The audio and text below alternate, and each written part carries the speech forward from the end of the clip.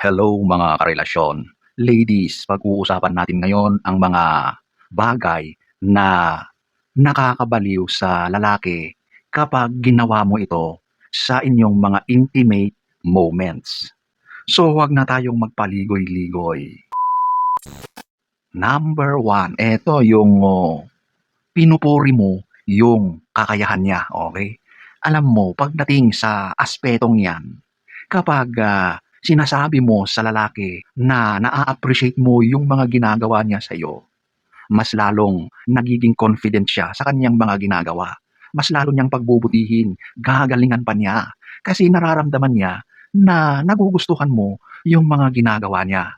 Na literal na naa-appreciate mo yung mga efforts niya sa mga ginagawa niya sa'yo.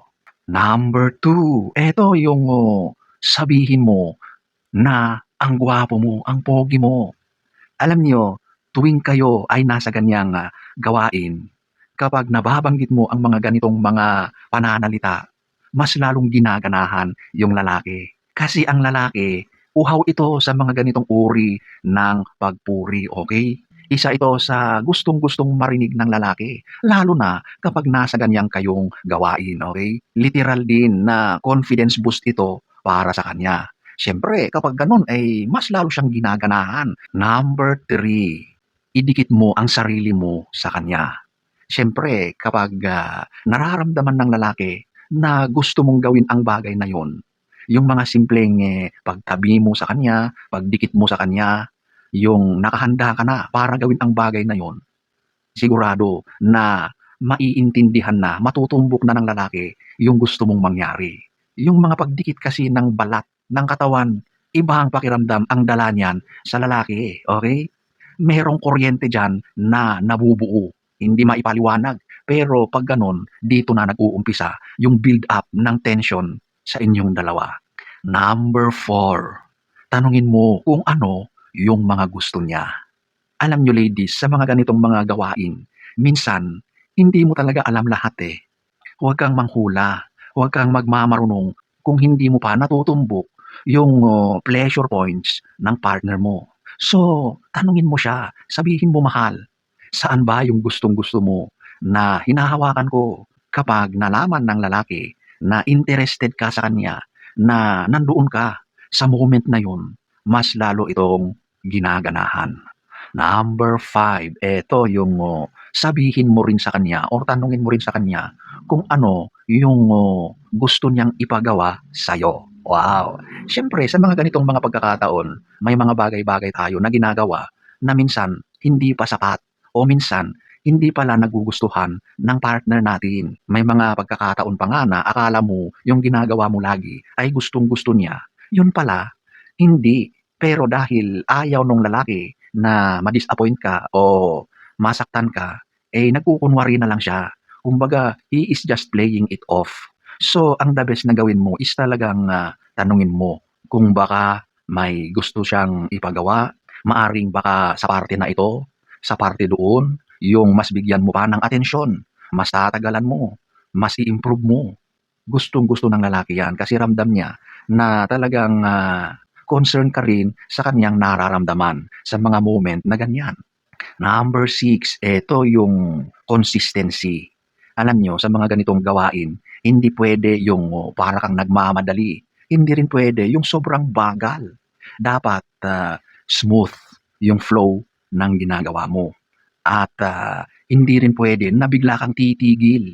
Dapat nararamdaman mo yung partner mo, yung rhythm niya. Tignan mo yung facial expression niya, yung paghinga niya.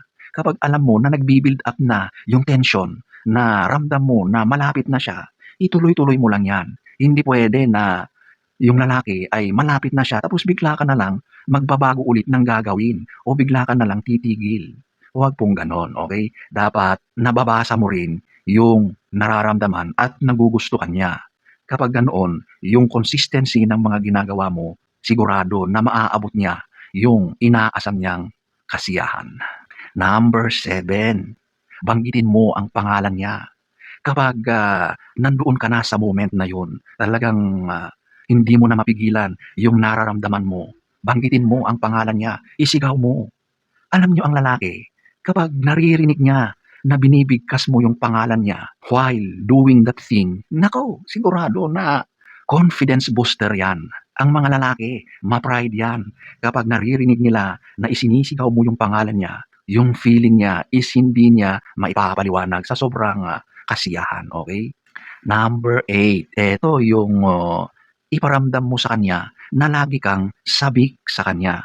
Alam niyo ladies, lalo na sa mga matagal nang nagsasama, yung mga nasa long-term relationships, hindi talaga maiwasan na nababawasan yung init na nararamdaman sa bawat isa, okay? Kaya napakahalaga na nasasabik ka sa kanya.